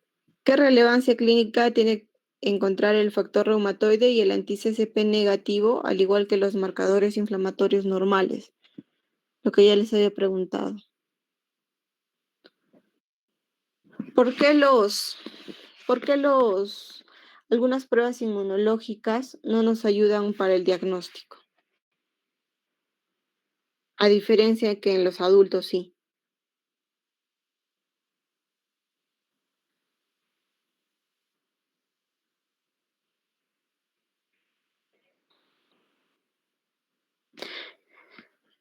Ya chicos, miren, si ustedes no van a participar, yo no voy a volver a poner casos clínicos, porque mi idea es de que ustedes Doctora, entiendan la disculpe, clase y participen.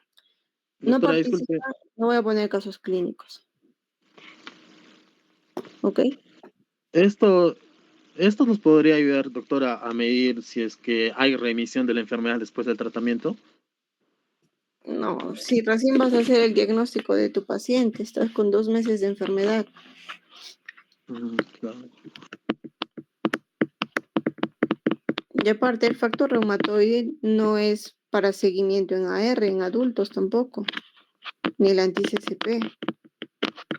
Eso no nos ayuda para ver remisión. Para ver remisión, ¿qué usas?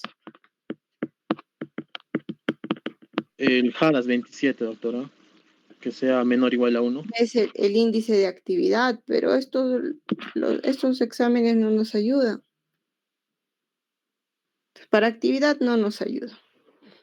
Pero ¿por qué tendrían que ser, tienen poca importancia en niños y mayor importancia en adultos?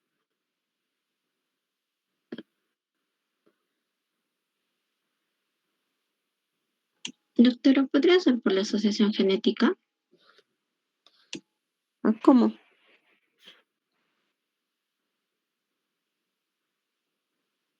¿Cómo más o menos? ¿A qué genes está asociado, no? A los HLA, doctora. El factor reumatoide, ¿no?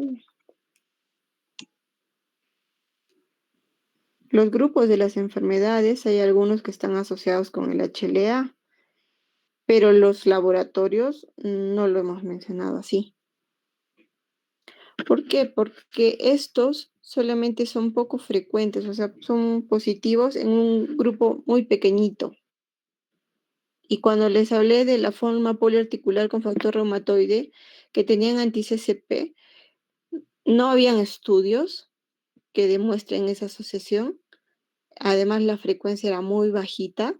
Y lo segundo es que el anti-CCP, si es positivo, no se ha determinado si esto tiene que ver con un índice de severidad en estos pacientes.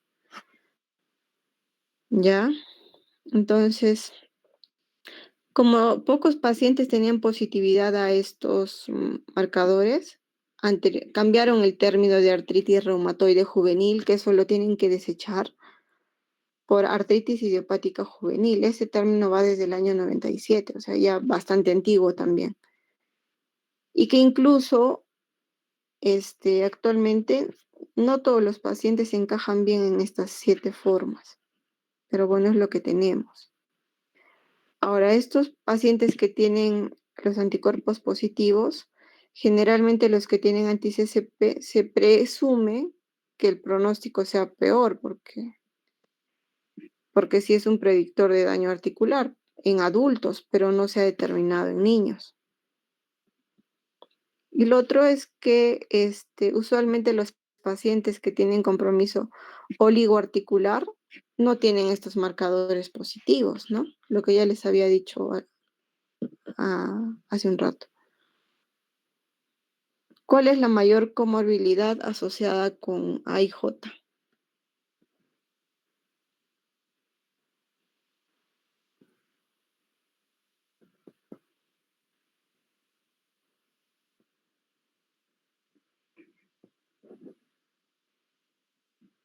¿Cuál es la mayor comorbilidad? Doctores, lo he dicho, por favor.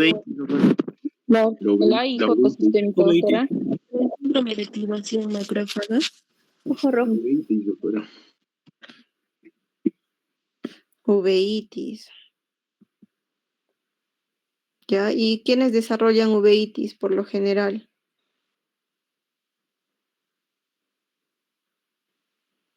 Los oligoarticulares, doctora. Articulares, doctora. Generalmente está relacionado con los ANA positivos, no con los oligoarticulares. El oligoarticular puede tener un porcentaje de ANA positivo, pero de estos que hacen ANA positivo están más relacionados con uveitis. Entonces, no es necesariamente la forma oligoarticular, sino es el ANA positivo. ¿Ya? Entonces, habitualmente esta uveitis les dije que era subclínica y por eso teníamos que enviar al paciente al oftalmólogo para que lo evalúe. Y les dije, ¿no? Que el factor de riesgo es la presencia de ANA positivo, otro es el sexo femenino, edad joven y desarrollo reciente de la enfermedad. Esos son los factores de riesgo. ¿Por qué sería rara la uveitis en la IJ sistémica y en la poliarticular con factor reumatoide positivo? Porque generalmente esos no son los que tienen ANA. ¿Quiénes tienen ANA? La oligoarticular, la poliarticular con factor Y reumatoide la psoriásica. negativo y la Y la psoriásica. psoriásica. ¿Y cómo puedes sospechar de una uveitis? Aquel paciente que tiene ojo rojo, doloroso y fotofobia. ¿Ya? Ahí se alarman y lo derivan. Entonces, su paciente, ¿qué forma estaría haciendo? Ya pasaron los 6 meses y mantuvo la sinovitis de la rodilla, del tobillo, y de ambas rodillas y del tobillo. ¿Dónde lo clasificarían?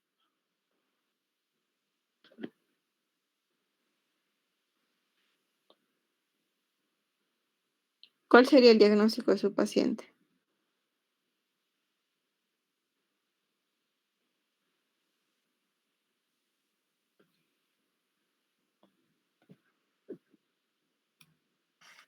A ver, Marisol.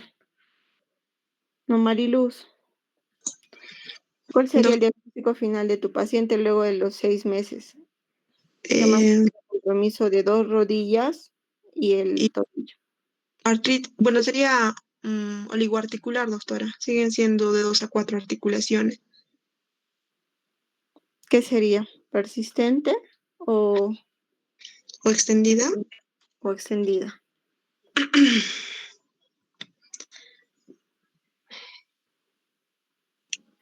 Persistente. Persistente. Ya, entonces sería una artritis idiopática juvenil, variedad oligoarticular, persistente, ¿no? Ese sería su diagnóstico final. ¿Y qué tratamiento le darían? Ya pues, doctores, por favor. Primero AINES, doctora. AINES, doctora. AINES, si no responde AINES. Corticoide. Corticoides. No. ¿Los corticoides en qué variedades está indicado? Sistémico, doctora. Sistémico. ¿Por qué me dicen corticoides acá?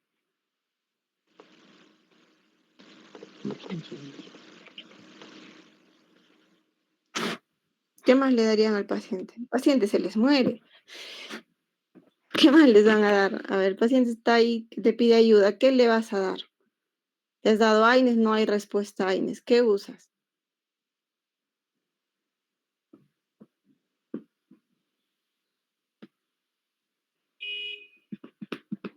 Bueno, chicos, ahí nos vamos a quedar. No voy a continuar porque no participa. Doctora, se le daría el otro que era el acetónido de no me acuerdo, acetato de transinolona. ¿Se le usa la transinolona, doctora? ¿Cómo lo administra? La transinolona era intraarticular, doctora. Ya infiltras a tu paciente, pero sigue con dolor. ¿Con eso vas a lograr remisión? No, doctora, el siguiente paso sería usar modificadores de la enfermedad. Fármacos Sulfasalacina. modificadores de la enfermedad. ¿Por qué usarías sulfasalacina? Porque era más cuando hay afectación de lo que viene a ser el esqueleto periférico. ¿En qué casos? En casos que tenga compromiso articular, ¿no? Era la indicación. No.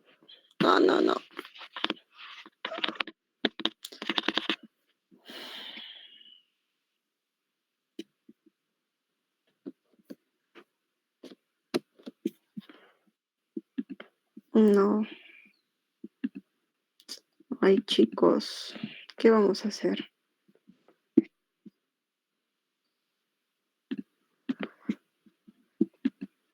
¿Qué les dije? Los corticoides solo es para la forma sistémica. Las infiltraciones puede ayudar para disminuir una articulación. Puedo infiltrarle una rodilla que no baja, pero eso no me va a ayudar. ¿Qué tiene que dar metrotexato? Es el fármaco de elección como primer inductor de remisión en AIJ. La sulfasalacina, ¿para quiénes se reserva? La sulfasalacina, les dije que se reserva para la variedad artritis relacionada en tecitis con compromiso no axial, con compromiso periférico.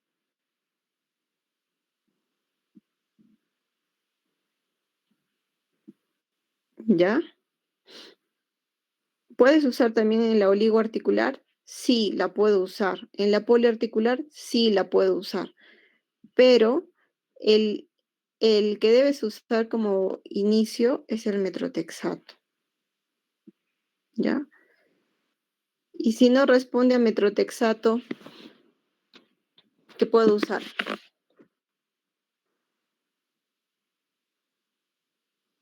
Biológicos, doctora. No. La flunomida, doctora, se podría dar. Leflunomida, doctor, la leflunomida no está autorizada en niños.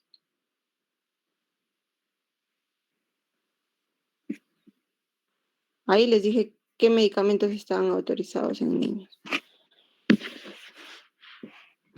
Si no responde a metrotexato, bueno, le puedo dar sulfasalacina. Si no me responde a metrotexato ni sulfasalacina, los combino.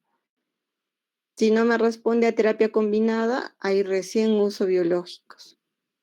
¿Y en qué casos uso el biológico de frente? Sin usar, pasándome los DARMES o los DIMARS. Doctora, creo que una indicación era cuando ya he usado AINI corticoide ya como escala de tratamiento.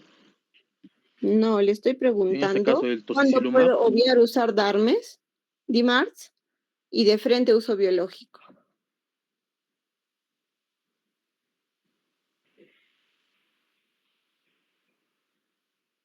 ¿Cuándo es intolerante al metrotexato? No. Estoy diciendo que de frente, obvio los DIMARS, o sea, nunca le doy DIMARS y de frente uso un biológico. ¿Cuándo? Si busco intolerancia al metrotexato, es que estoy probando el medicamento. Pero ¿cuándo voy a obviar usar eso y voy a dar de frente un biológico? Doctora, ¿hay J poliarticular con más de 6 años de continuidad? Pero 6 años no vas a esperar sin darle nada, ¿no, doctora?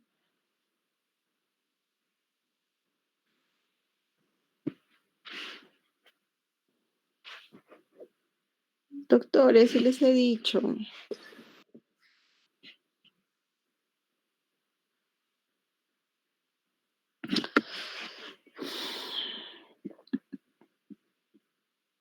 ¿Qué les he dicho acá? Que el etanercept lo puedo usar en la forma de la artritis relacionada en tecitis con compromiso axial. Es ahí donde de frente me voy al biológico, no espero usar un DIMARD. Y eso se los he dicho. ¿Y en qué otra condición más podría usar el biológico sin pensar en el DIMARD?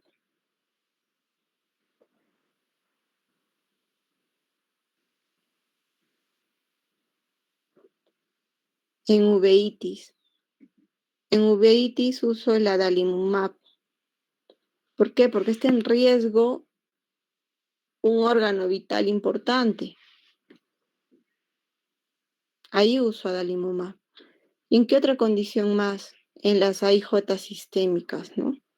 Bueno, la IJ sistémica es relativo porque puedo usar corticoides a dosis altas y metrotexate. Y si no me responde, ahí puedo usar un biológico, ¿no?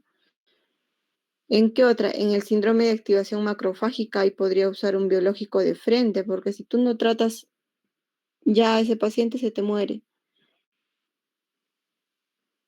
Entonces son cosas que las tienen que tener claras, ¿ya? ¿Qué medicamentos tienen uso en niños, aprobación en niños y cuáles no? ¿Qué indicaciones? ¿Cómo inicio? En la escala terapéutica, ¿no? Si bien es cierto, los corticoides solo es para la forma sistémica. Habría que evitarlo en los niños porque tiene muchos efectos secundarios que ya los hemos hablado.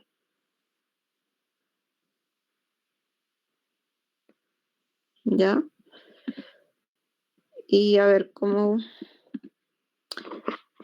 Tienen un paciente que ya tiene diagnóstico de AIJ sistémica.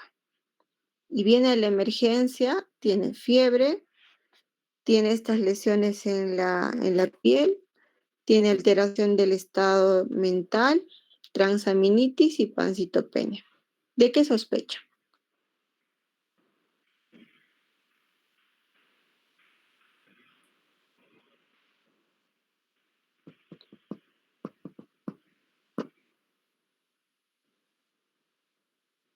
De un síndrome de De un activación. Síndrome. Síndrome de activación. síndrome de activación macrofágica, doctora. Muy bien. ¿Qué más le pedirían? ¿Ya le han pedido esto? ¿Qué más pedirían ustedes para confirmar?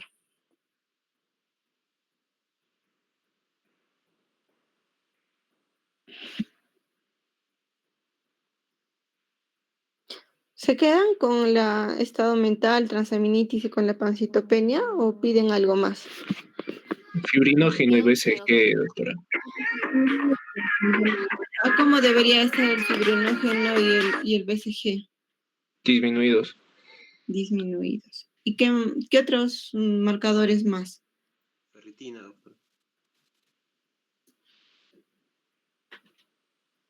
Ferritina, doctor. Ferritina. ¿Cómo estaría la ferritina? Elevada. Alta. ¿Qué más? El lactato de hidrogenasa. El DHL. ¿No? ¿Cómo estaría? Aumentado también. Aumentado.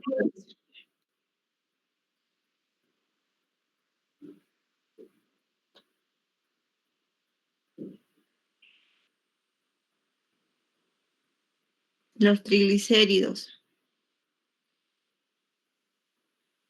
Altos también, doctora. Elevado. Hipoalbuminemia también debería haber, doctora. ¿Perdón? También debería haber una hipoalbuminemia.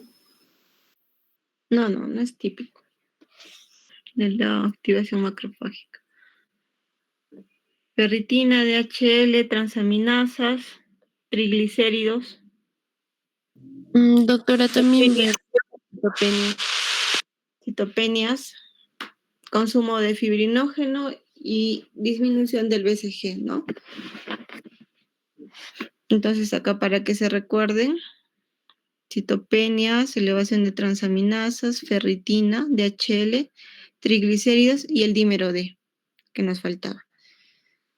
Ahora, los pacientes con COVID las formas severas hacen un tipo de una tormenta de citoquinas. Suelen elevar ferritina, dímero D, DHL, entonces por eso siempre los vamos monitorizando. Hacen consumo de fibrinógeno y, bueno, el BCG no he visto tanta variación, pero hacen similar a un síndrome, a una tormenta de citoquinas. Ya, entonces, siempre que tengan un paciente con AIJ, para AIJ, ¿qué tenemos que tener? Artritis y fiebre, ¿no es cierto? Más artritis y fiebre más adenopatías, hepatoesplenomegalia. cefalea también, doctora. No, cefalea no. Eso es para fágico, pero Rash cutáneo. rash cutáneo, ¿de qué tipo?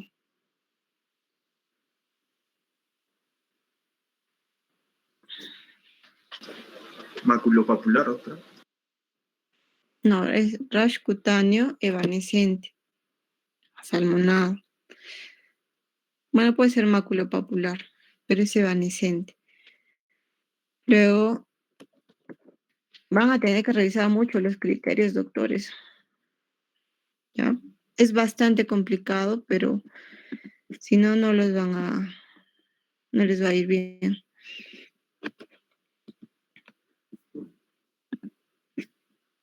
Es fiebre, artritis y uno o más criterios de estos, ¿no? Y lo que cumple los criterios de exclusión y que tenga uno o más de estos 4. Adenopatía, exantema, serositis y hepatoesplenomegalia. Para la artritis relacionada a entesitis es artritis y entesitis o artritis o entesitis, más 2 o más criterios de estos 5. Para la artritis psoriásica es artritis y psoriasis o artritis o 2 o más criterios de estos 3.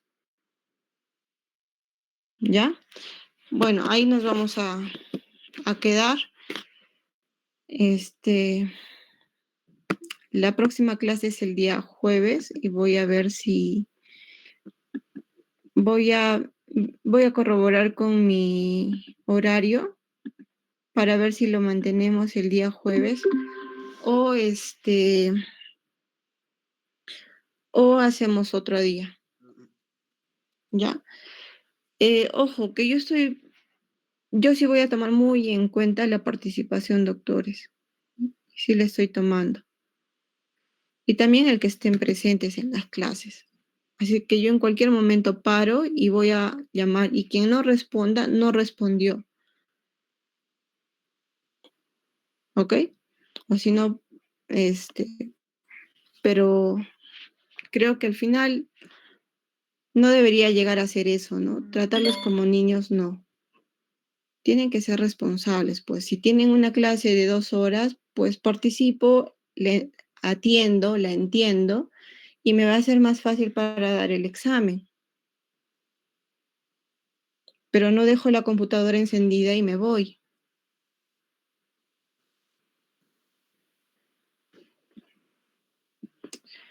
Ok, bueno, hasta ahí nos vamos a quedar. Hasta el jueves, doctores. Está bien, doctora. Gracias, doctora. Hasta el jueves, doctora. Gracias, doctora. Ok, hasta luego, doctores.